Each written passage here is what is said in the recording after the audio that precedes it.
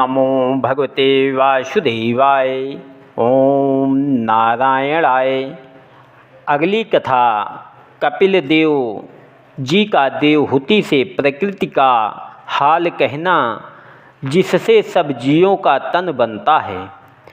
कपिल देव मुनि बोले, हे माता, मैं 24 तत्वों के लक्षण बिलग बिलग तुमसे कहता हूँ, जिनके जानने से आत्मा और शरीर का भेद पृथक पृथक मालूम होता है। नारायण जी का जो प्रकाश सब जीवों के तन में रहता है, उसको आत्मा बोलता पुरुष कहते हैं। उसका नाश कभी नहीं होता। वह पुरुष सब जीवों का पालन करता है।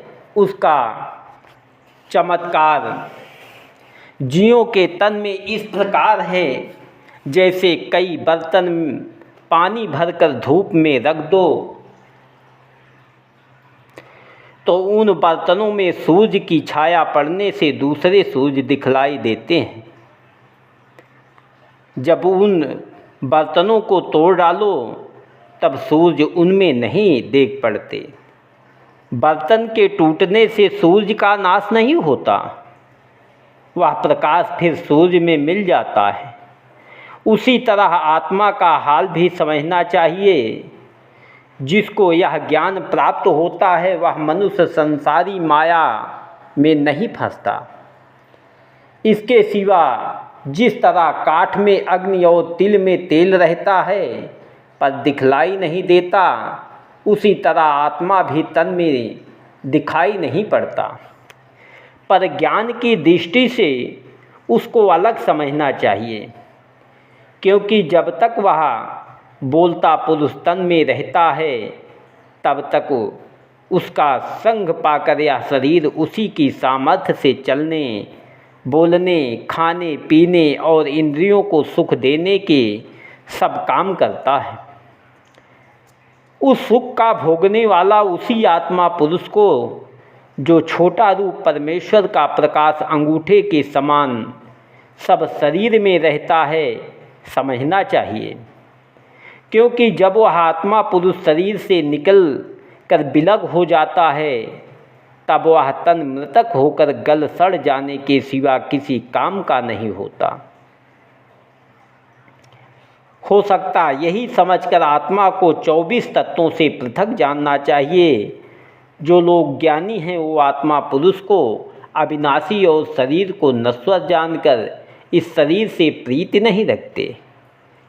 प्रकृति का रूप पहले अच्छी तरह मालूम नहीं होता। जब सतोगुण, रजोगुण और तमोगुण उसमें मिल जाते हैं, तब उसका स्वरूप प्रकट होता है। शरीर में रहने वाला परमेश्वर का छोटा रूप योगाभ्यास किए बिना और ज्ञान प्राप्त हुए बिना किसी को दिखलाई नहीं देता। वही पुरुष काल रूप बनकर बाहर रहता है। उसी को जानने के लिए संसार में यज्ञ, तप, दान और धर्म बने हैं। हे माता, जिसने उस पुरुष को पहचान कर उसे अपना मालिक और उत्पन्न करने वाला जाना, वह यज्ञ और तप आदि सब शुभ कर्म कर चुका। उसके जाने बिना सब सुकर्म व्रत होता है। इसका जानना कुछ कठिन नहीं है। वह सहज में भक्ति व प्रेम करने से पहचाना जाता है। सो तुम भक्ति करके उस पुरुष को जानो, फिर तुम्हें दूसरी कोई बात करने का प्रयोजन ना रहेगा। संसारी सोच तुम्हारा छूट जाएगा। मैं 4 तरह की भक्ति, सात्विक, राजसी, तामसी और नवधा तुमसे कहता हूँ। मन लगाकर सुनो। परमेश्वर के मिलने के लिए सात्विकी भक्ति जल के समान निर्मल है, जिसमें मुक्ति प्राप्त होने के सिवा दूसरी कामना नहीं रहती। राजसी भक्ति स्त्री, द्रव्य और पुत्रादिक संसारी सुख के लिए समझो। तामसी भक्ति इस वास्ते है कि मेरा सत्व मर जावे और नवधा भक्ति करने वाले संसारी सुख और मुक्ति आदि किसी वस्तु की चाहना नहीं रखते। इस तरह की भक्ति मुझे बहुत प्यारी मालूम होती है। भक्ति उसको कहते हैं कि मेरे चरण कमलों का ध्यान जो अति सुंदर और कोमल है, बड़ी प्रीति और सच्चे मन के हृदय में रखे और आठों पहर मेरे नाम का सुमरन करें, हाथों से मेरी सेवा और पूजा तथा पैरों से तीर्थ यात्रा किया करूं। जो लोग सात्विक, राजसी व तामसी भक्ति करते हैं, मैं उनकी इच्छा और कामना पूरी कर देता हूँ, जिसमें उनका परिश्रम व्यर्थ ना हो। जो मनुष्य मेरी नवधा भक्ति करता है, उससे मैं बहुत प्रसन्न रहता हूँ और सोचता हूँ कि कौन वस्तु उसको देकर उसके बदले से उरुण हो जाऊँ। हे माता, तुम मेरी नवधा भक्ति करो, मुक्ति पदवी पर पहुँचोगी।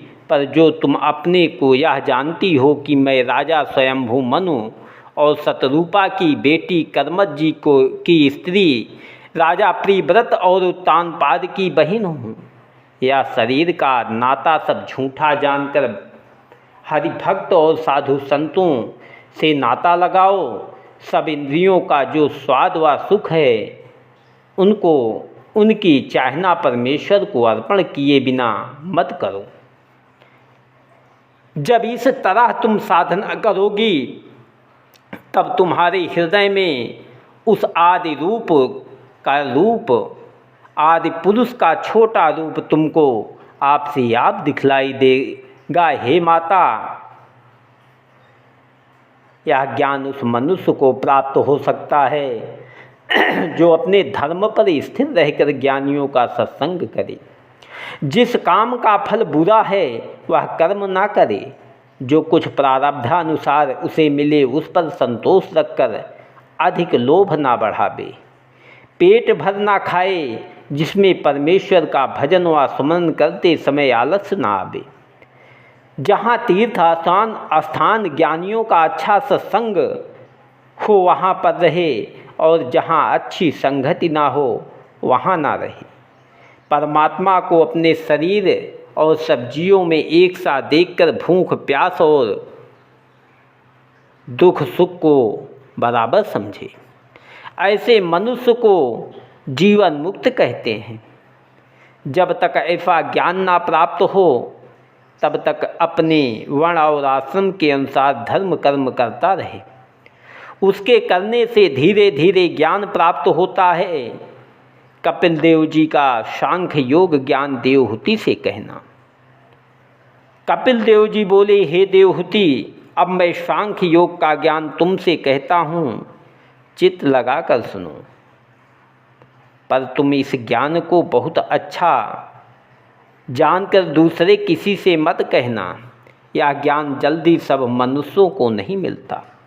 संसारी व्यवहार को तुम झूठा समझो, कभी सत्य मत समझना।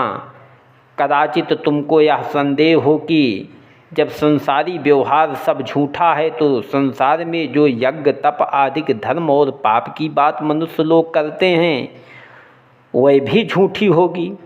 सो पाप और पुण्य की बात को सत्य मानकर उसे कभी झूठा मत समझो। जिस तरह कोई मनुष्य किसी स्त्री से जागते समय मिलने की चाहना रखकर उसी ध्यान में सो जावे और स्वप्न में उसी स्त्री से भोग करके उसका व्रीहि गिर पड़े, तो उसका भोग करना झूठा और व्रीहि का गिरना सच्चा होता है। उसी तरह यह संसार झूठा है, पर जो पाप पूर्ण मनुष्य करते हैं उसके बदले सुख और दुख अवश्य भोगना पड़ता है। इस बात का एक इतिहास मैं कहता हूँ, सुनो। एक मनुष्य लकड़ी का बोझ वन से काटकर अपने सिर पर लिए हुए बेचने के लिए जाता था। जब वह धूप की गर्मी से राह में थक गया, तब वृक्ष की छाया में सिर से अपना बोझ उठाकर एक कुआं पर पानी पीने के उपरांत बैठकर सुस्ताने लगा। उस समय उसने क्या देखा कि एक सवार घोड़ा दौड़ाए उस कुआं पर पानी पीने के लिए चला जाता है। उसे देखकर लकड़ी बेचने वाले ने मन में कहा कि हमको भी घोड़ा मिलता तो सवार होकर चलते, बोझा उठाने और पैदल चलने से पैर जलते। इसी विचार में वह कुएं की जगह पर सो गया। स्वप्न में उसको घोड़ा मिला। जब वह उस पर सवार होकर कुदाने लगा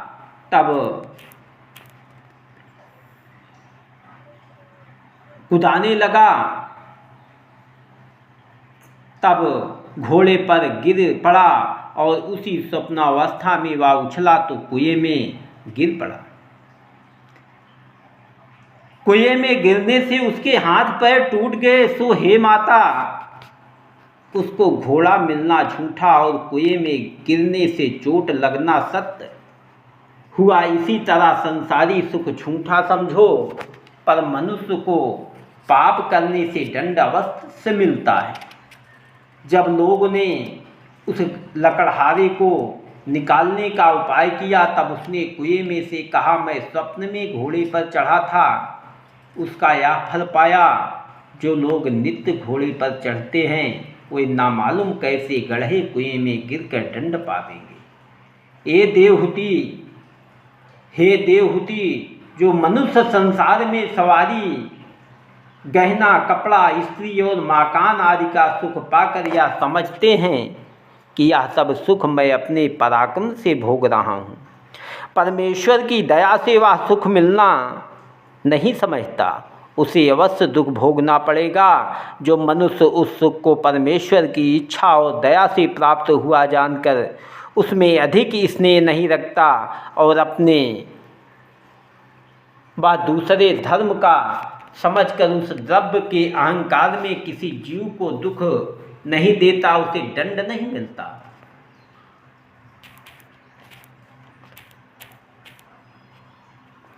मुनि का यह ज्ञान सुनकर देवहूति बोली, महाराज, आपने कहा कि इस शरीर से उस आदि पुरुष को पृथक समझो, तो यह बड़ी कठिन बात है।